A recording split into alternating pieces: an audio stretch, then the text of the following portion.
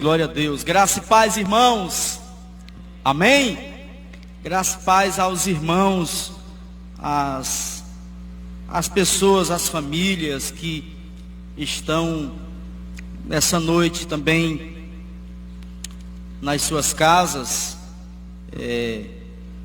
acompanhando aqui a nossa celebração, especialmente o nosso culto de ensino da palavra. Aqui nas quartas-feiras nós estamos estudando o livro de Atos dos Apóstolos. E hoje, irmãos, nós vamos estudar o capítulo 5 do livro de Atos.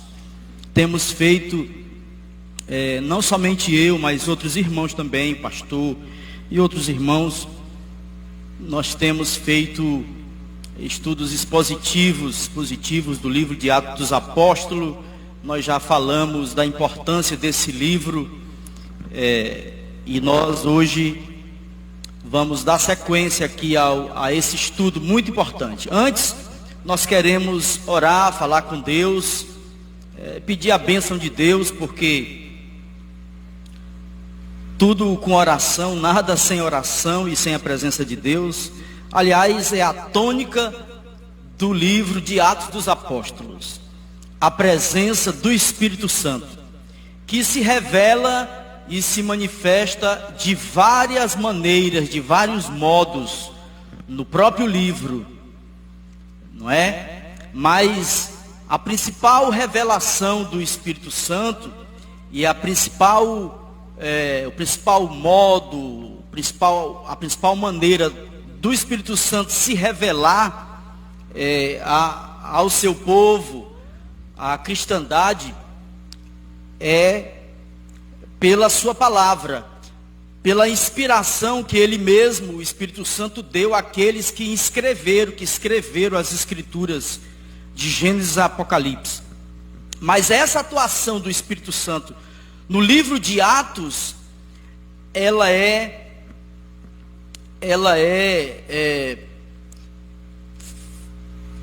forte, muito contundente. Ela é muito, eu diria que severa, uma atuação patente, latente, da presença do Espírito Santo na igreja de Atos dos Apóstolos. O Espírito Santo, se manifestando em todo o livro de Atos dos Apóstolos, do capítulo 1 até o final do livro. Entendeu? Então, a gente pode ver isso, não é nem nas entrelinhas do livro de Atos, dos textos de Atos, é nas próprias linhas. É essa atuação do Espírito Santo direta. Então hoje nós vamos ver essa atuação do Espírito Santo direta, contundente e até severa, hoje no capítulo 5 do livro de Atos dos Apóstolos. Mas curve a sua cabeça um pouquinho, como eu disse, nada sem oração, tudo com oração. É uma privilégio e ao mesmo tempo uma responsabilidade gigantesca a gente ministrar a palavra de Deus. Quem ministra sabe da responsabilidade que é, e por isso a gente precisa, eu acho que mais de Deus do que os outros mais de Deus do que os outros nessas horas.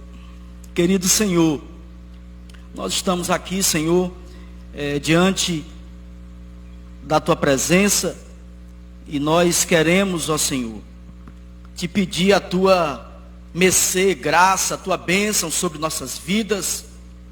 Nós não somos capazes de entender a Bíblia, a menos que o Senhor nos esclareça através do Teu Santo Espírito.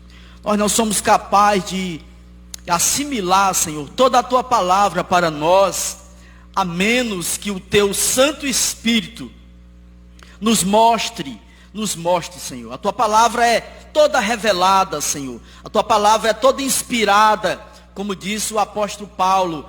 A Escritura é toda inspirada. E nós precisamos, Senhor, desse discernimento espiritual, ele vem do Senhor, para que nós possamos, mesmo estudando a Bíblia, mesmo pesquisando, mesmo orando, Senhor, confiar muito naquilo que o Senhor tem para fazer em nós e depois através de nós. Isso acontece por esta assimilação da tua palavra, porque é impossível, Senhor, nós falarmos por nós mesmos. É impossível. Por mais eloquente que alguém seja, Senhor, por mais falador, tagarela que alguém seja, Senhor, nós não podemos falar por nós mesmos, pois nossas palavras não passariam de 1 metro, ou cairiam totalmente no chão.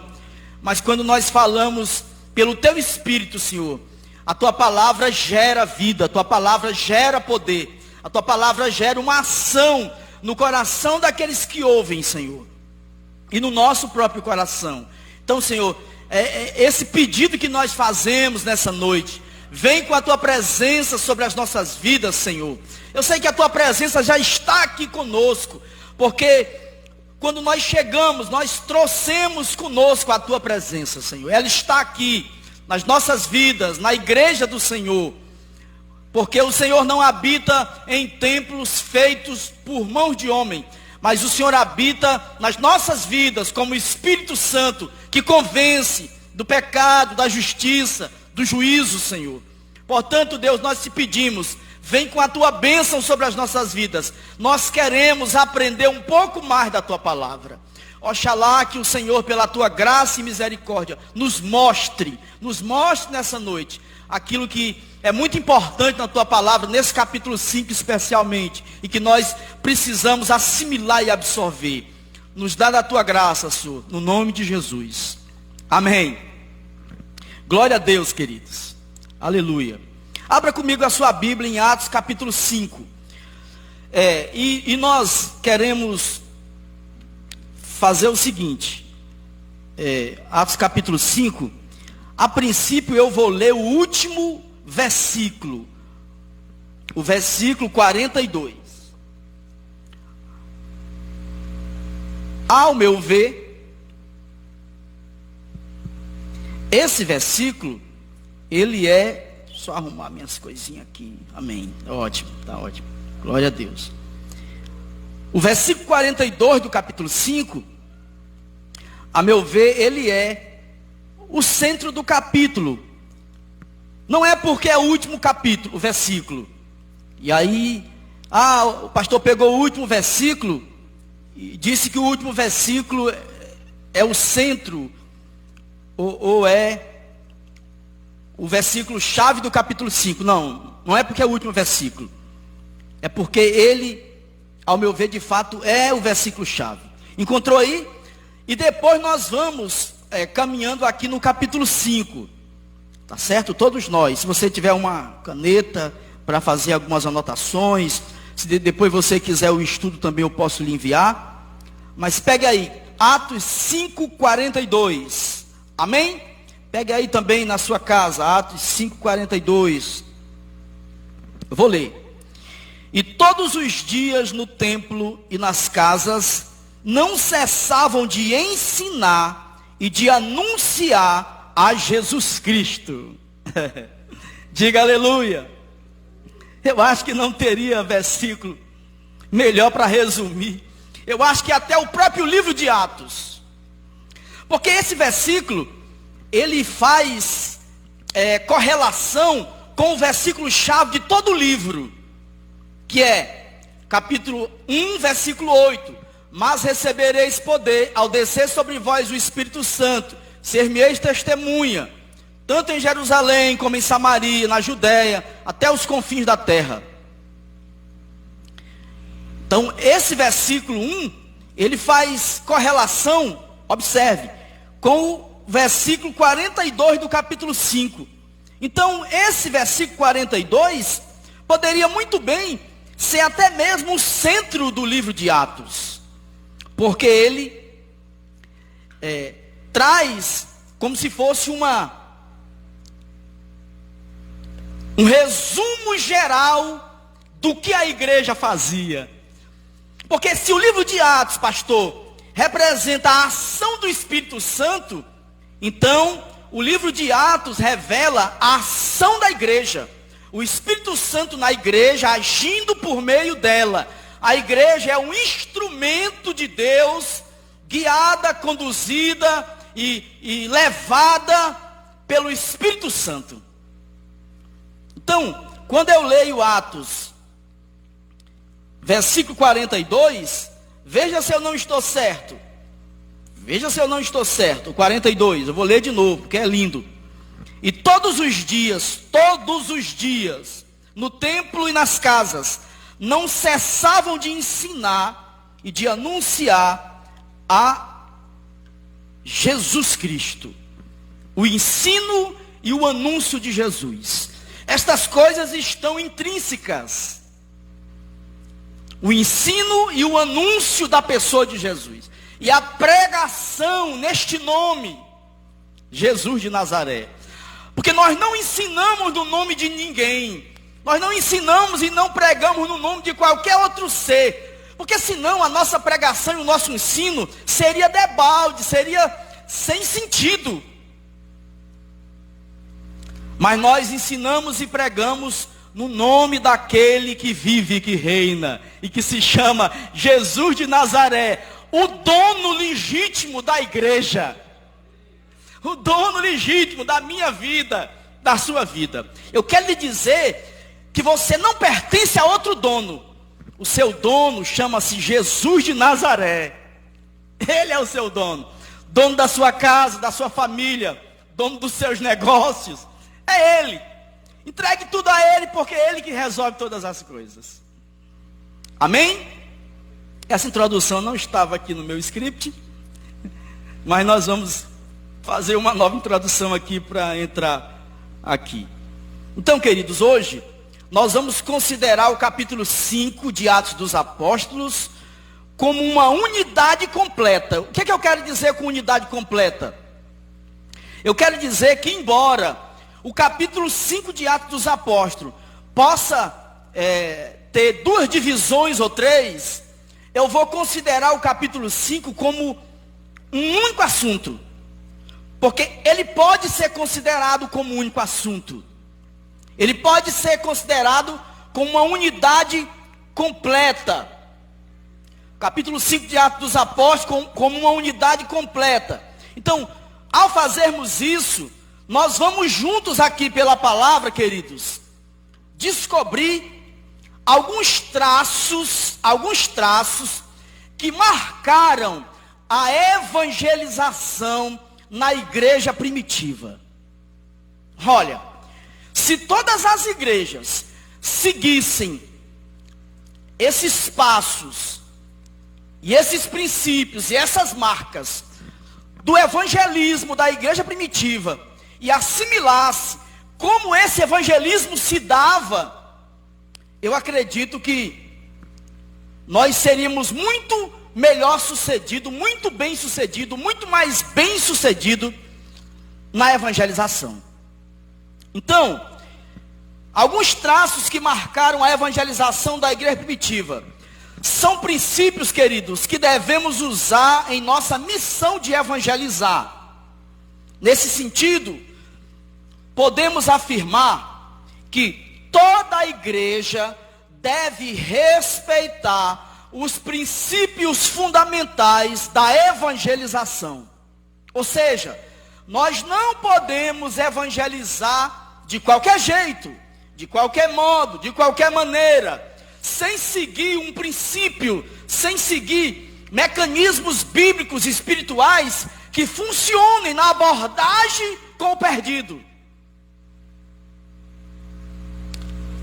Então, nesse capítulo 5, anote aí, nesse capítulo 5, nós vamos encontrar 5 princípios fundamentais da evangelização. Quem gosta de evangelizar?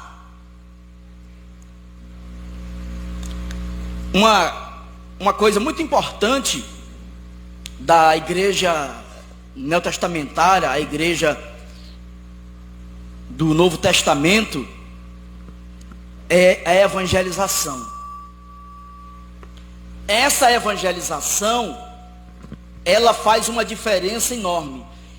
Eu não sei se acontece com vocês, mas acontece comigo e com certeza acontece com vocês. Quando nós recebemos a Jesus, recebemos é uma força de expressão. Na verdade, eu vou refazer a ideia aqui. Na verdade, é quando Jesus nos recebe, porque não somos nós que recebemos Jesus, porque Ele não está assim a algum preço para ser entregue, para ser recebido. Não, não. É quando Jesus, Roberto, nos recebe, né? Porque quem somos nós para receber Jesus? Agora, nós não somos nada e não representamos nada. E Ele nos quer e nos aceita por sua graça e misericórdia. Porque nós não somos nada. Agora Ele é tudo. Então é Ele que nos recebe. E é assim que nós devemos ser mesmo, nos sentir. Cuidado com certos ensinos, que você é um semideus, que você tem que colocar Jesus na parede, exigir o seu direito. Que direito? Qual direito? Um pobre pecador como você, um miserável pecador como eu, que direito eu tenho? Ora, meu direito é ir para o inferno, pelo meu pecado. Mas Jesus me salvou. Mas Jesus me resgatou. E eu estou para servi-lo. Então assim, é Ele me receber. Jesus deve me receber. Quer dizer, deve não. Pela misericórdia dEle, vai me receber. Então, quando a gente se encontra com Jesus, que Ele encontra conosco, acontece com você. Nós recebemos algo tão especial, pastor. Tão especial. Nós recebemos uma nova cosmovisão do mundo, da vida. Aquelas coisas que nos prendiam, já não devem nos prender mais, embora muitos de nós ainda sejamos presos a algumas coisas do passado. Mas a misericórdia de Deus está nos alcançando cada dia, abençoando nossa mente, nos aproximando do Espírito Santo, e clamando e buscando, e nós vamos nos limpando, não é verdade?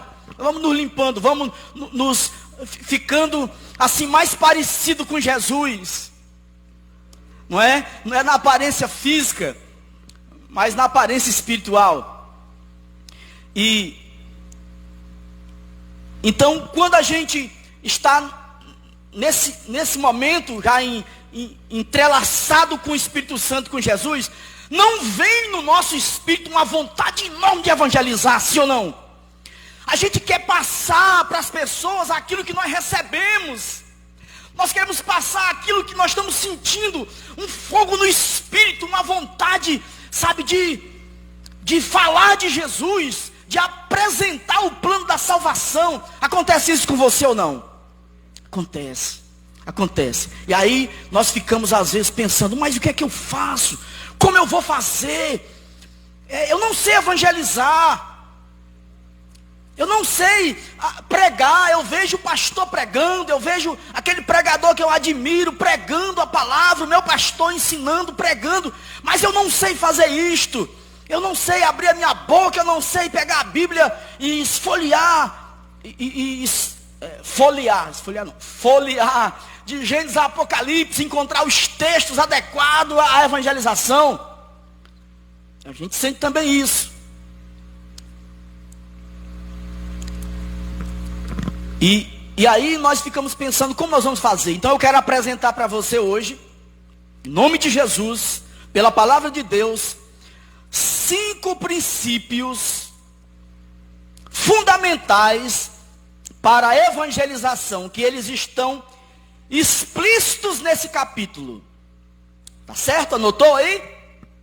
Primeiro princípio: a evangelização de vidas, de pessoas, exige da nossa vida pureza de vida. Pureza de vida.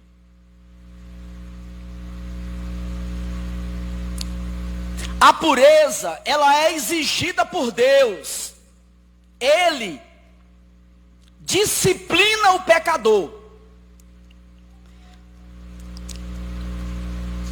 No capítulo 5, do versículo 1 ao 11, tem uma história aí severa e uma ação severa do Espírito Santo. O Espírito Santo agiu com morte por causa do pecado da mentira. Sobre a vida de Ananias e Safira. Vou ler rapidamente. A evangelização exige pureza.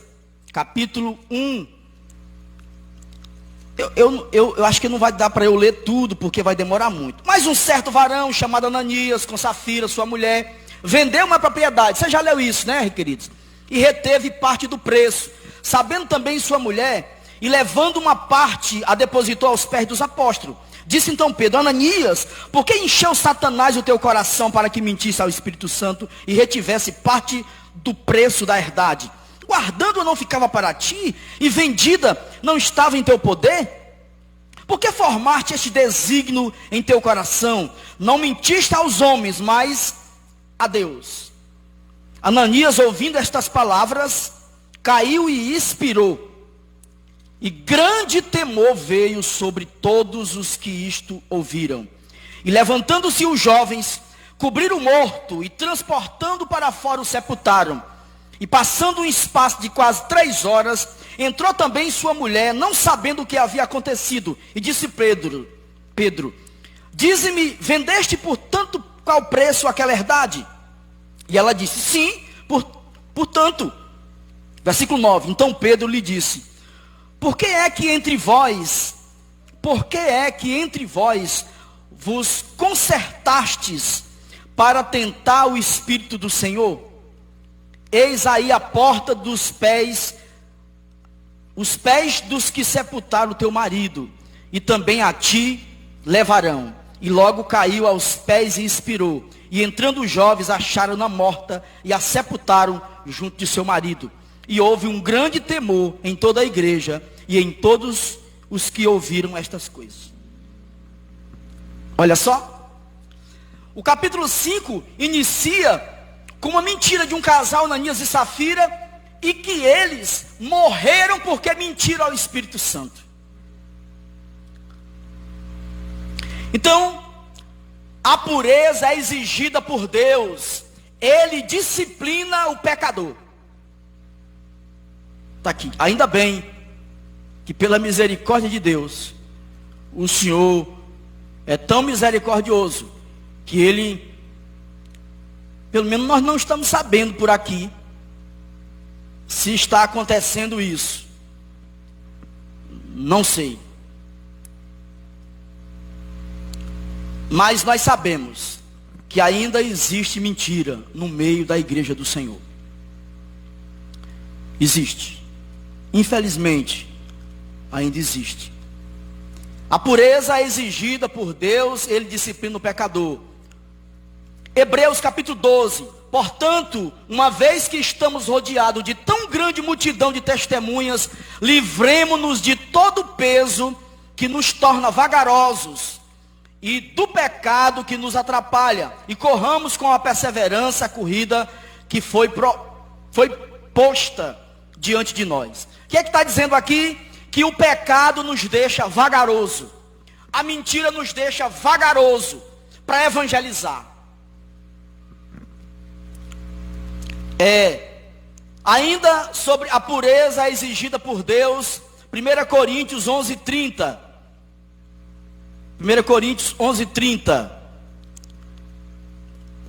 Eu vou ler 1 Pedro 1,16 e 1 Pedro 2,9. 1 Pedro 1,16, 1 Pedro 2,9. É melhor. Pois as escrituras dizem, sejam santos porque eu sou santo. 1 Pedro 1,16. 1 Pedro 2,9. Vocês, porém, são povo escolhido, reino de sacerdotes, nação santa, propriedade exclusiva de Deus. Assim vocês podem mostrar às pessoas como é admirável aqueles que os chamou das trevas para a sua maravilhosa luz.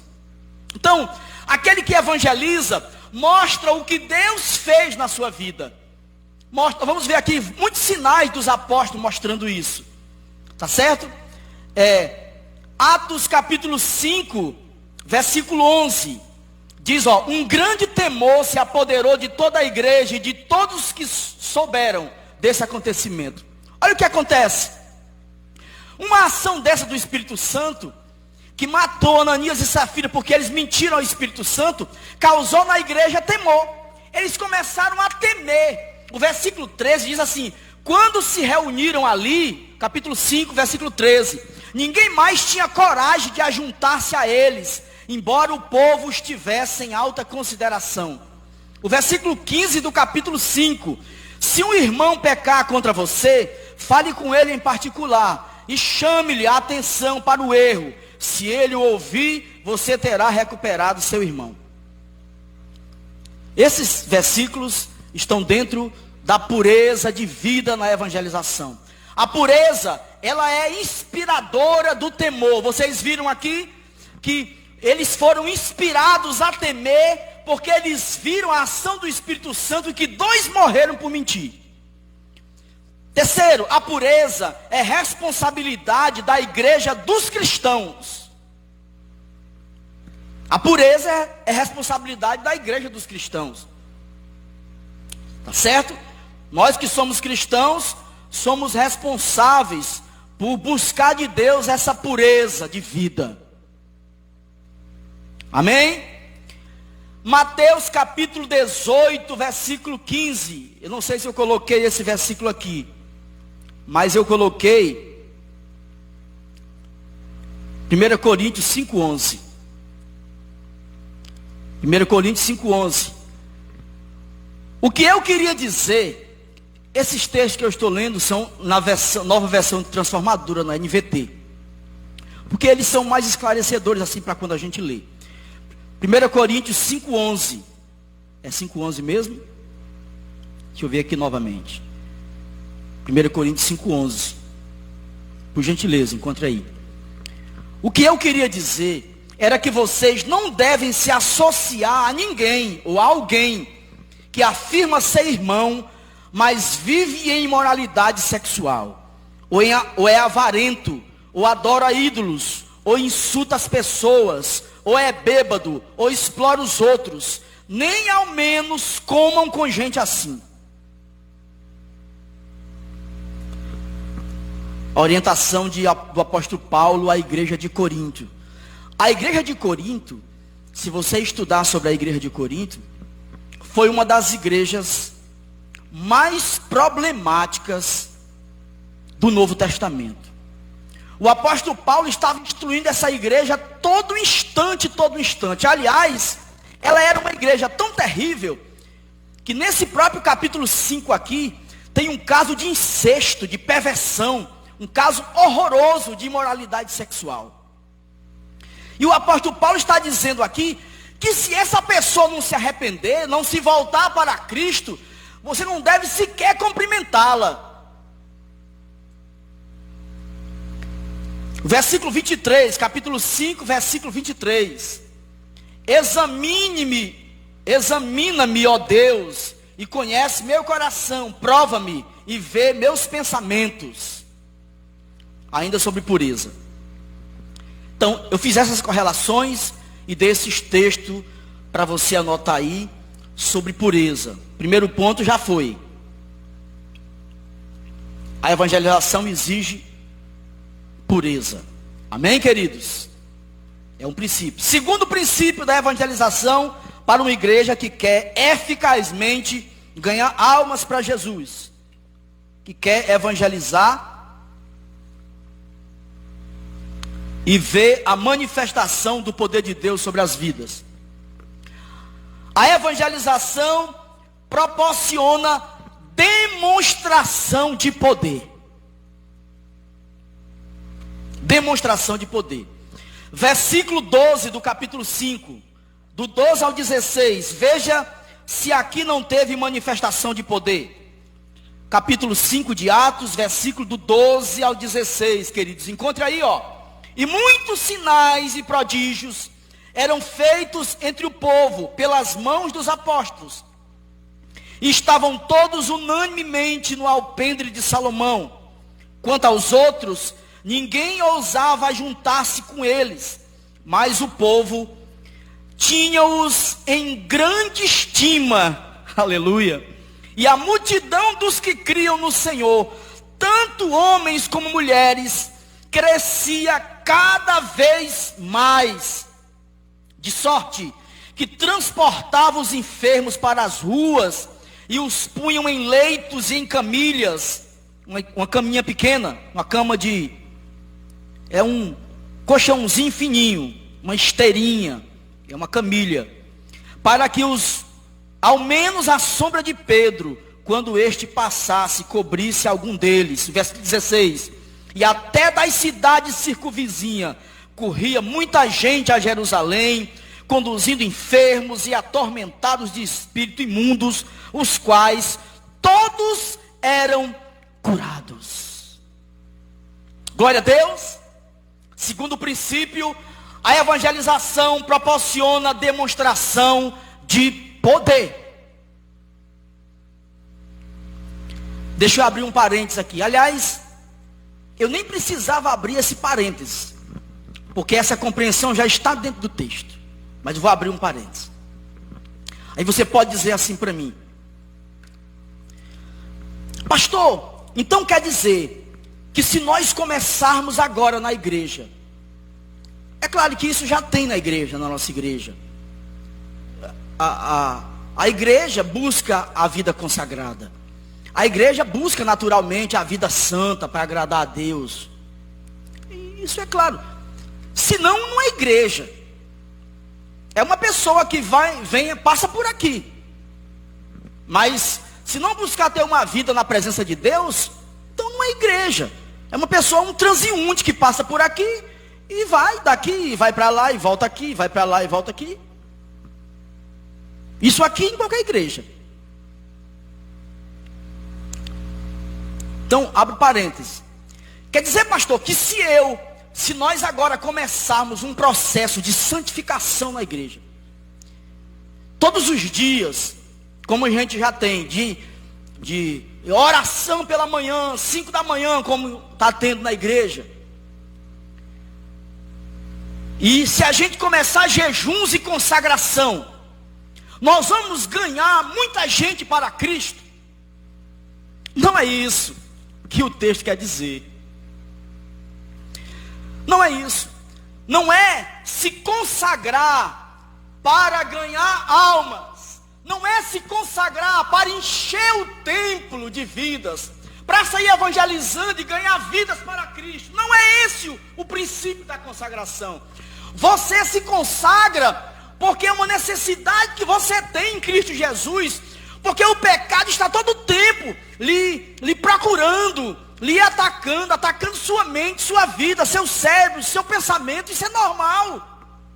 O pecado está sempre nos rodeando. O diabo está sempre ao nosso derredor, buscando, como leão, bramando como leão, buscando a quem possa devorar e tragar. Isso é comum, é normal. Isso não vai deixar de existir.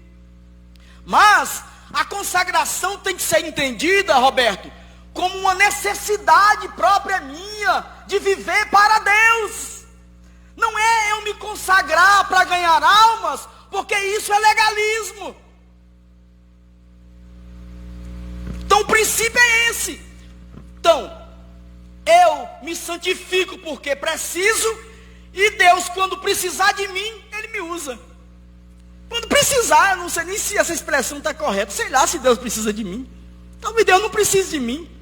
Ele faz tudo, é Senhor de tudo. Mas pela misericórdia dele, Ele pode me usar para a vida de alguém. Não é? Mas o princípio não é o inverso. Não é eu agora me consagrar para ganhar almas, encher a igreja, evangelizar. Não, não. Eu me consagro e faço jejum, e oro, e leio a Bíblia, e oro ao Senhor, porque eu preciso. Eu preciso. Esse é o princípio. Porque caso contrário é legalismo. A evangelização proporciona demonstração. Pastor, mas se nós tivermos uma igreja consagrada, ora, se a gente tiver uma igreja consagrada aos pés do Senhor, dependendo de Deus, reconhecendo a graça, a misericórdia, a soberania de Deus, meu irmão, nós vamos saquear o inferno naturalmente e vamos arrastar, como aqui, muitas vidas para a presença de Jesus, nós sendo canais do Espírito Santo. Amém? Estão entendendo?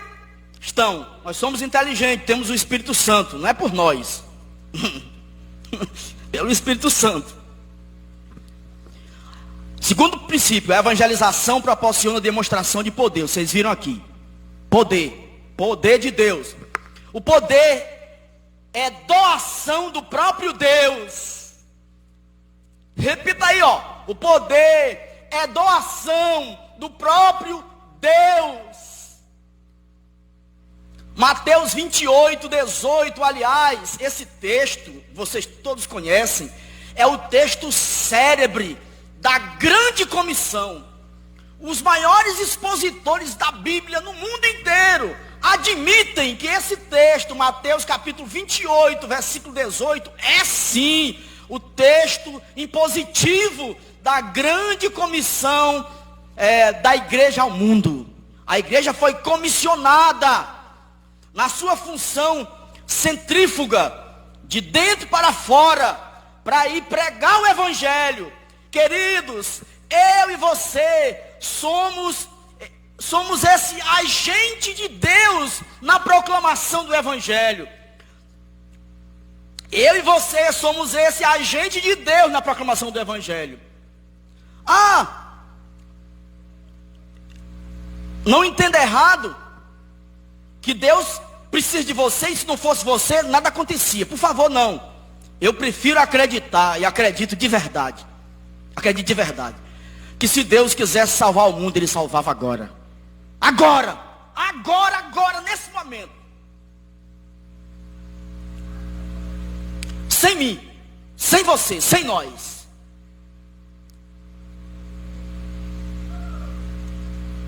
Mas Ele nos usa por sua graça. Misericórdia. Mateus 28, 18. Eu tenho esse texto e sei ele de cor, mas estou esquecendo do começo. Eu vou ler aqui, queridos. Mas isso não faz diferença. 28, 18, Mateus. Olha.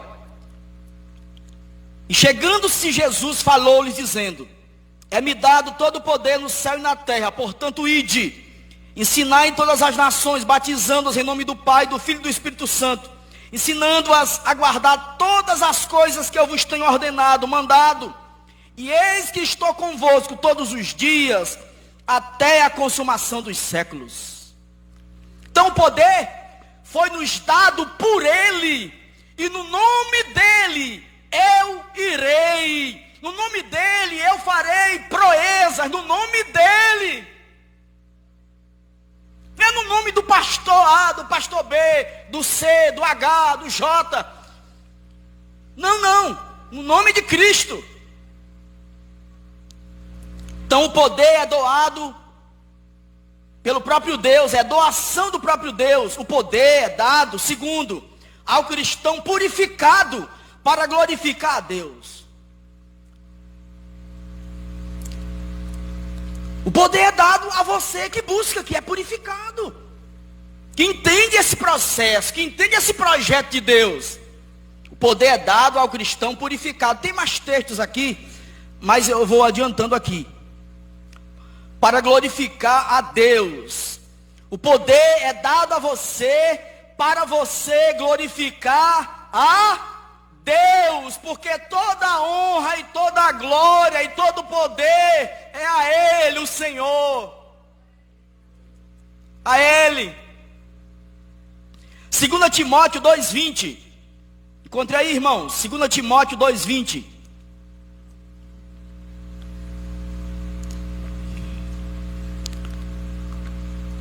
Estou suando que só tampa de chaleira. Não, pastor, eu acho até... pode deixar, pastor. Eu agradeço muito, viu? Eu agradeço muito. 2 Timóteo 2,20. Obrigado, pastor, obrigado. O senhor é sempre servidor, gentil. 2 Timóteo 2,20. Deus abençoe sua vida. 2 Timóteo 2,20. Ora, numa grande casa, não somente há vasos de ouro e de prata, mas também de pau e de barro, uns para a honra e outros, porém, para a desonra. Então, está dizendo que no meio da casa do Senhor, aqui entre nós que eu digo, não é aqui na igreja, entre nós, os salvos, lavados no sangue do Cordeiro de todos os tempos, todas as épocas, todos os santos, a igreja universal dos santos, salvos de todos os tempos, de todas as épocas, certo? No meio da casa de Deus, Tiago, tem todo tipo de pessoa. Tem vaso de barro, vaso de prata, vaso de ouro. É o que o texto está dizendo. Então o poder é dado aos cristãos purificados para glorificar a Deus.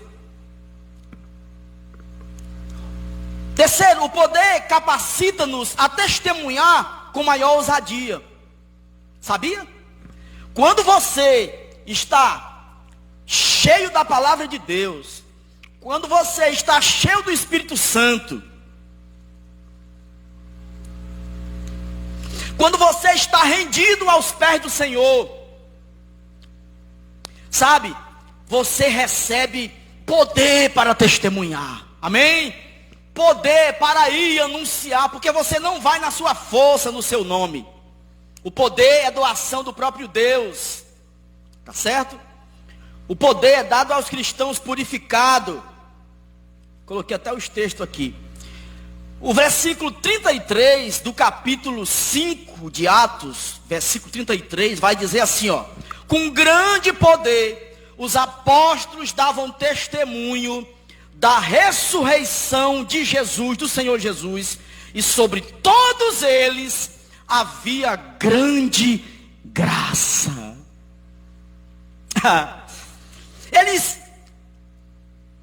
Eles davam testemunho.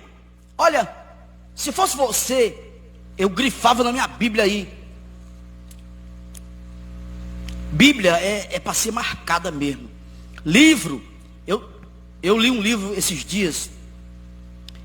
Essa Bíblia não é a que eu marco não, mas eu tenho outra que eu marco. A que eu marco está lá em casa. Eu trouxe essa Bíblia aqui porque ela tem a letra grande. E eu tenho problema de vista. Aqui é mais fácil de eu ler, né? Para eu não ficar gaguejando aqui lendo para vocês. Mas Bíblia é para ser marcada. Se eu fosse você, eu grifava aí, ó. Mesmo. Com grande poder os apóstolos, essa frase, davam testemunho da ressurreição do Senhor Jesus. Eles testemunhavam. Olha, esse que nós estamos anunciando, esse que nós estamos pregando, ele vive, ele ressuscitou. Se você pensa que ele está preso no túmulo, que ele está lá como morto, não, ele vive, ele reina, ele ressuscitou, certo? E sobre todos eles havia grande graça.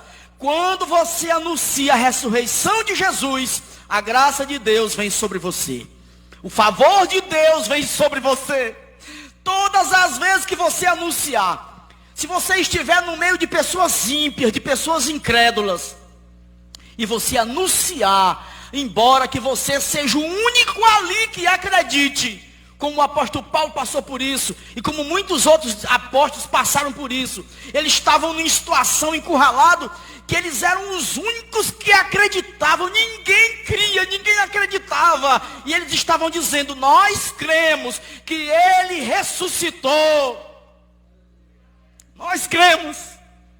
É como hoje, quantos estão desesperados, quantos estão perdidos, sem rumo, e nós estamos dizendo, e vamos dizer, até Jesus voltar, olha, o nosso Deus está no controle de todas as coisas.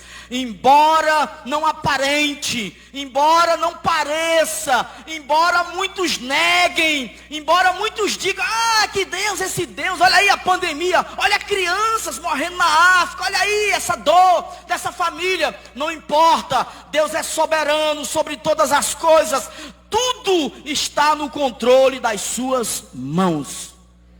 Nós cremos na ressurreição do nosso Deus. E isso não pode ser um discurso, queridos. Não, viu? Não pode ser um discurso. Precisa ser uma prática de vida da igreja. Porque eles aqui, com esse discurso, foram, sabe para onde? Nós vamos ver. Está no próprio capítulo aqui depois, não dá tempo hoje. Mas nós vamos ver. Para onde eles foram com esse discurso? Foram presos, foram mortos, foram padecer. Mas continuaram com o discurso de que Jesus vive e dava testemunho. Estevão, versículo 8, 5:8 é. Homem cheio de graça e poder, realizava milagres e sinais entre o povo. Glória a Deus. Terceiro princípio da evangelização. Terceiro princípio.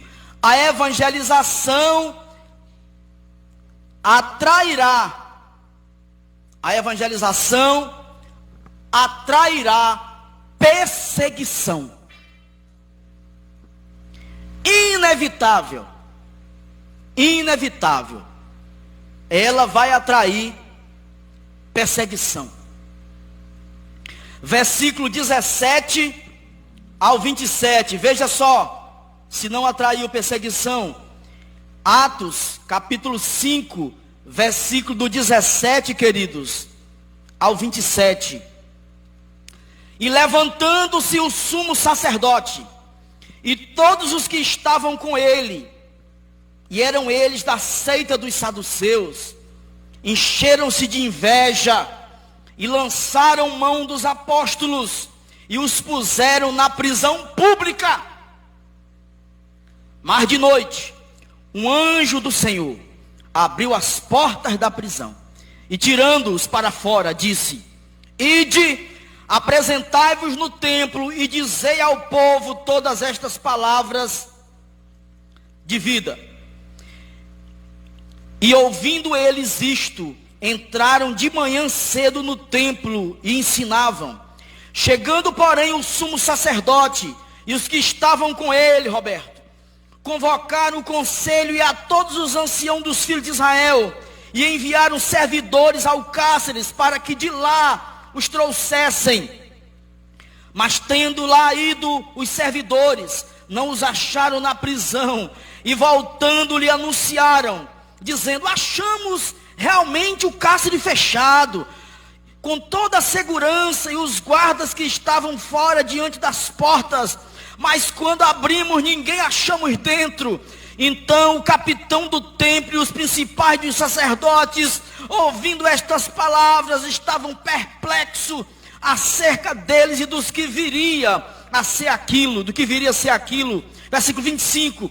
E chegando um, anunciou-lhes dizendo: eis que os homens que encerrastes na prisão estão no templo e ensinavam ao povo. Então foi o capitão com os servidores e os trouxe, não com violência, porque temiam ser apedrejado pelo povo. E trazendo-os, os apresentaram ao conselho e o sumo sacerdote, e os interrogaram, dizendo, e aqui tem a interrogação. E depois do interrogatório, na sequência do texto, eles vão dizer o seguinte: nós preferimos, e já escolhemos, eles disseram, preferimos servir a Deus ao servir o homem. Nós escolhemos servir a Deus. Então não vai ser a prisão que vai nos impedir de anunciar o evangelho. Era o que eles estavam dizendo. Então, terceiro ponto, Terceiro princípio, a evangelização atrairá a perseguição, versículo 17 a 27. A perseguição começa por causa da inveja. A perseguição oportuniza a libertação de Deus. Versículo 19 a 24. A perseguição segue caminhos não sinceros, versículo 25 a 27. Eles estavam prendendo eles por inveja. Estavam prendendo eles porque eles tinham testemunho e eles ganharam a simpatia do povo. Testemunhando de Cristo, falando da ressurreição de Jesus, pregando com poder, eles ganharam a simpatia do povo. Por isso que eles estavam com medo. Olha, nós estamos com medo aqui, os capitães do templo, os saduceus, com medo de prenderem eles, porque o povo podia se revoltar contra eles, para tentar tirá-los das garras desses policiais que estavam os prendendo, tinham os prendido. A evangelização atrairá a perseguição, é um fato. Se aconteceu com a igreja primitiva, que era mais santa do que nós, faça ideia com nós, faça ideia conosco. Quarto princípio da evangelização, eu vou repetir, eu repito no final. Quarto princípio, a evangelização deve ser persistente. Persistente. Versículo 28 ao 32. Olha aí, 28 ao 32. Não vos admoestamos nós, expressamente, que não ensinasse nesse nome? E eis que encheste Jerusalém dessa vossa doutrina, e quereis lançar sobre nós o sangue desse homem. Falando de Jesus, ó. Versículo 29, porém, respondeu Pedro e os apóstolos disseram: mais importa obedecer a Deus do que aos homens. Oh, Jesus, nos ajuda. Tem misericórdia das nossas vidas, Senhor. Tem misericórdia da nossa igreja, da nossa vida, do teu povo. Versículo 30. O Deus de nossos pais ressuscitou a Jesus, ao qual vós matastes, suspendendo-o no madeiro. Deus, com a sua destra, o elevou a príncipe salvador, para dar a Israel o arrependimento e remissão dos pecados. E nós somos testemunha, 32, acerca destas palavras, nós e também o Espírito Santo, que Deus deu àqueles que lhe obedecem. Porém, ouvindo eles isto, se enfureceram e deliberaram matá-los. Eles estavam presos, testemunhando, sabendo que dali eles poderiam perder a vida. Me diga aí, diga quanto falta para você. Eu sei quanto falta para mim. Pregar isso aqui é porque é a palavra de Deus. Mas quanto nos falta? Quanto nos falta de ousadia, de coragem, como igreja? Talvez esse tempo seja o tempo mais desafiador para nós pregarmos o Evangelho. Nós estamos restringidos a tantas situações, a tantas coisas. Mas o Evangelho precisa ser pregado, porque o Evangelho é que salva as vidas. Ele salva. A evangelização deve ser persistente, viu aqui, né? Persistente em obedecer a Deus e não aos homens. Persistente em apresentar o fundamental. Fundamental da evangelização: Jesus morreu, Jesus ressuscitou, Jesus, através do arrependimento, nos redime dos pecados, versículo 30 e 31. E persistência em depender do Espírito Santo, versículo 32. Não podemos pensar, cogitar que faremos alguma coisa na nossa força. Não, nós só faremos alguma coisa se o Espírito Santo estiver conosco, meus irmãos. Diga aleluia. Quinto e último ponto: a evangelização terá a sua própria produtividade.